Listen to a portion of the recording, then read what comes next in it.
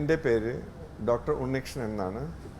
ഞാൻ SUT പട്ടം ഹോസ്പിറ്റലിലെ vascular endovascular surgery ഡിപ്പാർട്ട്മെൻറ്റിൻ്റെ മേധാവിയായി കഴിഞ്ഞ 5 വർഷമായി ജോലി ചെയ്യുന്നു.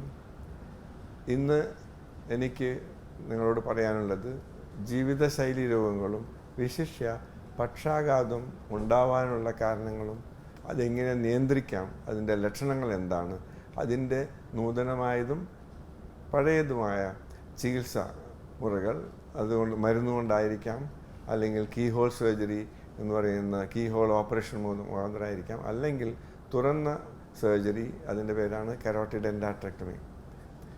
തലച്ചോറിലേക്ക് ഈശ്വരൻ നമുക്ക് 4 രക്തക്കുഴലുകളാണ് തന്നിരിക്കുന്നത്.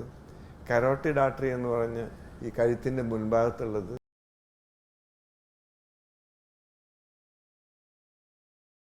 രക്തം പോകുന്നത് ഈ കരോട്ടിഡ് ആർട്ടറി എന്ന് പറഞ്ഞ് ഇടതും വലതുമായിട്ടുള്ള രക്തക്കുഴൽ വഴിയാണ്. ഇതോടുകൂടി തന്നെ നമ്മുടെ കയ്യിലേക്ക് പോകുന്ന സബ്ക്ലീവിയൻ ആർട്ടറി എന്ന് പറയുന്ന പേരുള്ള ആർട്ടറിയാണ് വെർട്ടിബ്രൽ ആർട്ടറി. അതായത് നമ്മുടെ തലച്ചോറിലേക്കുള്ള ഈ ഏറ്റവും പുറകെ ഉള്ള ഭാഗത്തേക്ക് വെർട്ടിബ്രൽ ആർട്ടറി. അങ്ങനെ 4 രക്തക്കുഴലാണുള്ളത്.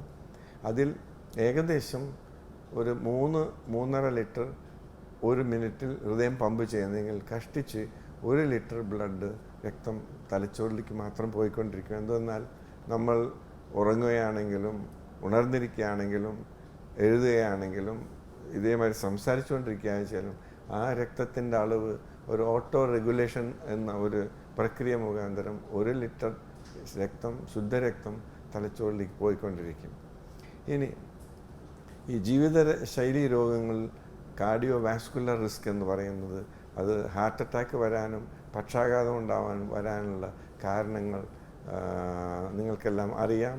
പ്രായമാവും തോറും പിന്നെ പ്രമേഹത്തിൻ്റെ അസുഖം, ബ്ലഡ് പ്രഷർ, പിന്നെ കൂടുതൽ തടി ഉണ്ടാവുക, നമ്മുടെ ഫിസിക്കൽ ആക്ടിവിറ്റി കുറയുക, ഇതെല്ലാം കാരണം കൊണ്ടാണ് സാധാരണയായി പക്ഷാഘാതം ഉണ്ടാകുന്നത്. ഇതുകൂടാതെ ഹൃദയ സംബന്ധമായി മഹാധമനിയിൽ നിന്നും അത്രോമ എന്ന് പറയുന്ന ഈ കൊളസ്ട്രോൾ ഡെപ്പോസിഷൻ തലച്ചോറിൽ പോയി കഴിഞ്ഞാൽ അത് പക്ഷാഘാതത്തിന് കാരണമാകാം.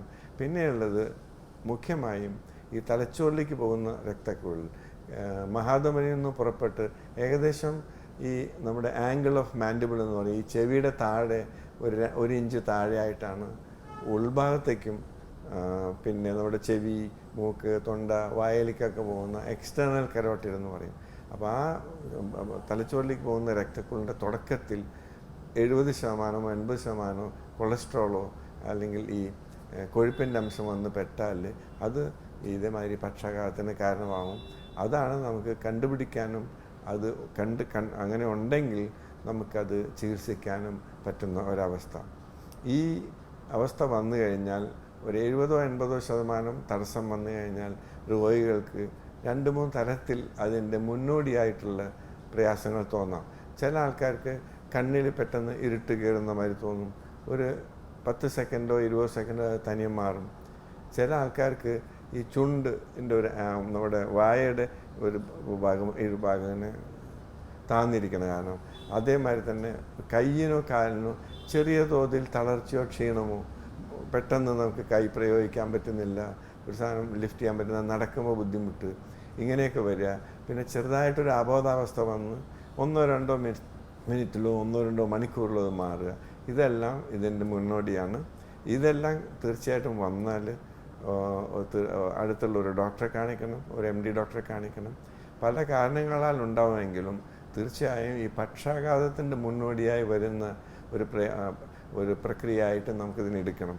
അതേസമയം തന്നെ ശരീരത്തിൽ പ്രത്യേകിച്ച് പ്രമേഹമുള്ള ആൾക്കാരിൽ ഈ ഷുഗറിൻ്റെ വാല്യൂ ഒരു 150-160 എല്ലാം ഉണ്ട്. അതൊരു 40-50 ആയാൽ തന്നെ ഈ പക്ഷാഘാതത്തിൻ്റെ മാതിരി ലക്ഷണം വരാം. അപ്പോൾ ആദ്യമായിട്ട് ഇങ്ങനെ ഏതെങ്കിലും ഒരു ക്ഷീണം തോന്നുകയോ സംസാരിക്കാൻ ബുദ്ധിമുട്ടുകയോ സംസാരം കുഴഞ്ഞു പോവുകയോ പെട്ടെന്ന് കണ്ണിന് പ്രയാസം വരികയോ ചെയ്താൽ ഞാൻ അടുത്തുള്ളൊരു ഡോക്ടറെ കാണിച്ച് 2-3 മണിക്കൂറിൽ ഇതിന് പറ്റിയ ആസ്പത്രി, ഇപ്പോൾ എല്ലാ മെഡിക്കൽ കോളേജുകളിലും പല ഡിസ്ട്രിക്ട് ഹോസ്പിറ്റലിലും ഇത് ഒരു CT സ്കാൻ എടുത്ത് തലച്ചോറിനകത്ത് ബ്ലീഡിംഗ് ഇല്ലെന്ന് സ്ഥാപിച്ചാൽ അവർ ഇങ്ങനെ എന്തെങ്കിലും കൊളസ്ട്രോൾ വന്നാൽ തലച്ചോറിൽ കയറിയാൽ തന്നെ അത് അലിയിച്ച് കളയാനുള്ള ത്രോംബോലൈസ് എന്ന ഒരു പ്രക്രിയ ചെയ്യും. അതോടുകൂടി പൂർണ്ണമായും രോഗിയുടെ ഈ അവസ്ഥ മാറിക്കിട്ടും. അതോടുകൂടി തന്നെ നമ്മൾ CT സ്കാൻ ടെസ്റ്റ് ചെയ്യുന്നു, അല്ലെങ്കിൽ ഡോപ്ലർ ടെസ്റ്റ് ചെയ്യുന്നു. പൊതുവെ ടെസ്റ്റ് ചെയ്തതിന് ശേഷം ഈ തലച്ചോറിലേക്ക് പോകുന്ന രക്തക്കുഴലിൻ്റെ അവിടെ കൊഴുപ്പിൻ്റെ അംശം തടഞ്ഞിരിക്കുന്നതായിട്ട് കണ്ടാൽ അതിനാണ് നമ്മൾ ആദ്യമേ 1 മാസമോ 2 ആഴ്ചയോ മരുന്നുകൾ കൊടുക്കുന്നു. ഈ കൊഴുപ്പ് കുറയ്ക്കാനും, പിന്നെ ബ്ലഡ് തിന്നർ എന്ന് പറഞ്ഞ എക്കോസ്പ്രിൻ എന്ന ഗുളിക, പിന്നെ പ്രമേഹം അല്ലെങ്കിൽ BP ഉണ്ടെങ്കിൽ അതിനുള്ള മരുന്നും കഴിച്ച് 2-3 ആഴ്ച കഴിഞ്ഞിട്ട് നമ്മളൊന്നുമില്ല കീ ഹോൾ സർജറി എന്ന് പറയുന്ന കരോട്ടിഡ് ആർട്ടറി സ്റ്റെൻഡിങ്, അവിടെ നമ്മൾ കൊഴുപ്പിൻ്റെ അംശം തടസ്സം മാറ്റി അവിടെ ഒരു സ്റ്റെൻഡിങ്, നിറ്റിനോൾ എന്നൊരു അലോയ് ഉപയോഗിച്ചാണ് ആ സ്റ്റെൻഡ് ഉണ്ടാകുന്നത്.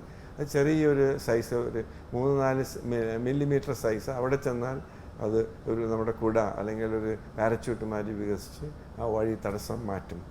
ഇത് പറ്റിയില്ലെങ്കിൽ നമുക്ക് തുറന്നൊരു ഓപ്പറേഷൻ ചെയ്ത് ഈ പക്ഷാഘാതത്തിൻ്റെ അസുഖം മാറ്റിയെടുക്കാം. ആ കൊഴുപ്പിൻ്റെ അംശം മാറ്റി നമുക്ക് കാലിൽ നിന്നുള്ള ഒരു രക്തക്കുഴലിൻ്റെ ഒരു 3-4 സെൻറ്റിമീറ്റർ മുറിച്ച് മാറ്റി അത് ഓൺലൈൻ പാച്ച് എന്ന് പറയും, അത് വികസിപ്പിച്ച് വയ്ക്കാൻ പറ്റും.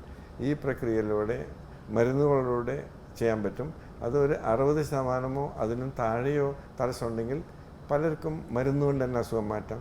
അത് പറ്റാത്തവർക്ക് ഈ സ്റ്റെൻഡിങ് പ്രക്രിയയോ ഓപ്പറേഷനോ, കൂടുതലായും കരോട്ടിഡ് എൻഡാട്രക്ടമി എന്ന് പറഞ്ഞ ഓപ്പറേഷനാണ് ചെയ്യുന്നത്. അത് ആജീവനാന്തം ആ പ്രശ്നം പിന്നെ ഉണ്ടാവുകയില്ല.